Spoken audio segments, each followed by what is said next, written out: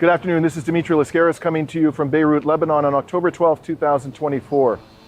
I'm currently situated in the central part of the city of Beirut in a district known as Bashura. And the reason why we've come here today is that a week ago, a medical facility in this neighborhood was struck by the Israeli military. That medical facility is right across the street in this building. It was on the second floor. As you can see, that has been wrecked by the strike. In addition, the levels above were occupied by civilians. These are private residences. A number of them have been damaged. And in fact, it does appear as though the entire building, at least at the level of the second floor, has suffered structural damage that could very well affect the overall stability of the structure.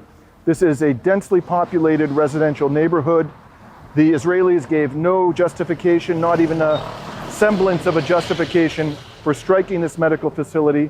The strike killed 7 workers of the facility, including 2 medics. As you can see behind me, this is an ambulance that belonged to the facility.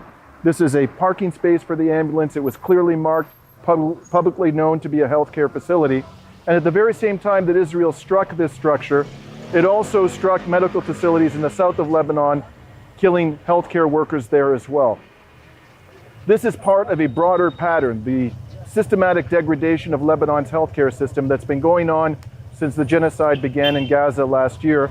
I've reported previously, as have others from the south of Lebanon, on the killing of medics in the months leading up to the assassination of Hassan Nasrallah, the attacks on medical facilities. In fact, I and my colleagues were at a hospital in Bin Jabal a few months ago, hours after it was struck by an Israeli drone, killing 3 people, civilians who were exiting the hospital's emergency ward.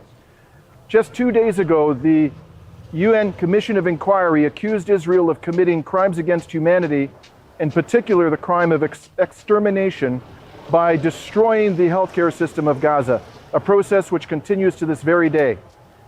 And if Israel continues to enjoy complete impunity for the destruction of the healthcare system of Gaza, there is a real risk that Lebanon will suffer the same fate, to the profound detriment and suffering of the Lebanese people. That's why it's all the more imperative that Israel be held accountable for its war crimes and crimes against humanity before this process of destroying healthcare systems in the region expands outward to other areas of West Asia. It's also notable that the explosion caused shrapnel to emanate outward, and here's one of the numerous pockmarks resulting from the shrapnel. I don't believe that any pedestrians in the area were killed or injured by the shrapnel, although 20 people who lived above this second floor were injured by the strike. But it just goes to show how deadly these types of strikes are, especially when they occur within a densely populated residential area. And lastly, I want to note that just down here, about 500 meters beyond the trees, you can't see it because of the greenage, is the residence of the Lebanese Prime Minister, and a little bit beyond that is the Lebanese Parliament. And clearly the proximity of these state institutions did not in any way, shape, or form deter Israel from attacking this civilian infrastructure. Why all of this happened? Well, let me speculate for a moment.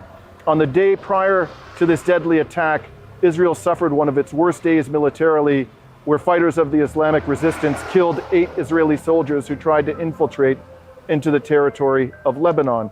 Now, whether or not this was retaliation for that, who knows? But it is certainly noteworthy that Israel hasn't even attempted to justify its attack on this medical facility.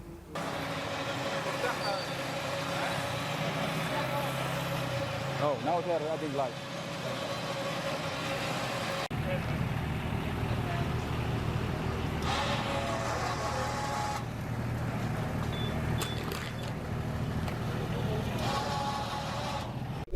Good evening, Ali. Thank you for joining me today. Nice to meet you. And could you tell me your full name and what you do for a living? I'm Ali Azbek. I'm civil engineer working at Vardani zone near Saida. I live in Beirut in Hadas area. I left my home because the Zionist enemy attacking my area. Where's your home? What part of Lebanon is your home? ليلة الضاحية الجنوبية. In Dakhia. ضاحية صح. Right. And so we're standing in front of a destroyed building. What is this place and how was it destroyed? This place is a residential building containing a group of people that left their homes and go to this area as a safe area. But the Zionist enemy make a massacre in this area. And when did that happen? Hmm? When? Yesterday. Yesterday. And I understand you were here, you were close by when it happened. Where were you when this building was destroyed? Distance about 50 meters only. And what were you doing? We are in our new home in Basta, near this area. This is called Basta, this area? Called Basta, yes, okay. yes. Sorry, so go ahead. So, and what happened when you heard the explosion? What did you do? I rushed to this area and I see this crime in this area. About 18 martyrs and about 100 wounded in this area. And did you when you came here after the explosion, did you see some of the people who were killed and wounded? Yes. And you didn't see any military? No military. It's a residential building. No military operation in this area at all. At all.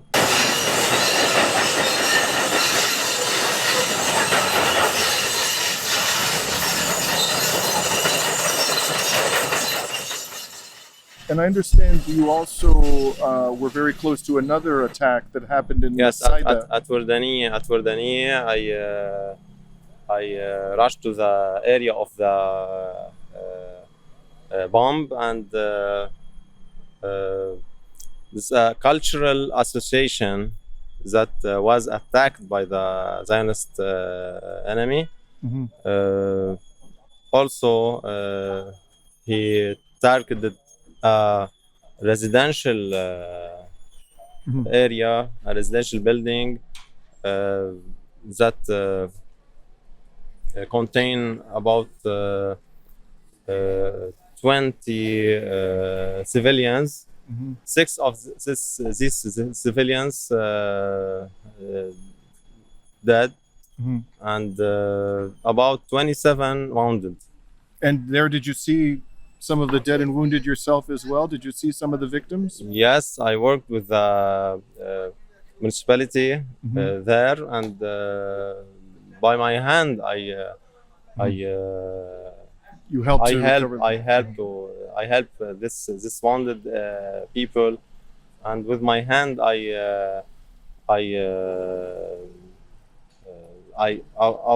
see the martyrs there.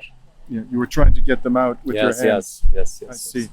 And so now, are you going to stay in Beirut despite all of the destruction? Are you going to stay in this area? Yes. We are staying here till the end of this war.